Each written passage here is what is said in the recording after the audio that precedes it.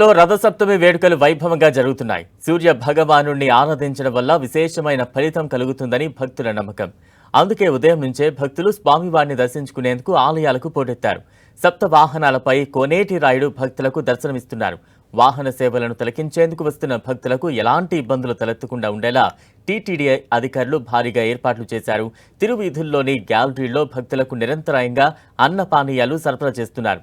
గ్యాలరీల్లోకి చేరుకోలేని భక్తులకు వాహన సేవలను తిలకించేందుకు తిరుమాడ వీధులకు వెలుపల అధికారులు ఎల్జీడీ స్క్రీన్లను సిద్ధం చేశారు. ఉదయం 9 గంటల నుంచి 10 గంటల వరకు చిన్నశేష వాహన సేవ, ఉదయం 11 గంటల నుంచి మధ్యాహ్నం 12 గంటల వరకు గరుడు వాహన సేవ, మధ్యాహ్నం 1 గంట నుంచి 2 గంటల వరకు హనుమంత వాహన సేవ, ఇక మధ్యాహ్నం 2 గంటల నుంచి 3 గంటల వరకు చక్రస్నానం, సాయంత్రం 4 గంటల నుంచి 5 గంటల వరకు కల్పవృక్ష వాహన సేవ, సాయంత్రం 6 గంటల నుంచి 7 గంటల వరకు సర్వభూపాల వాహన సేవ ఉంటుంది.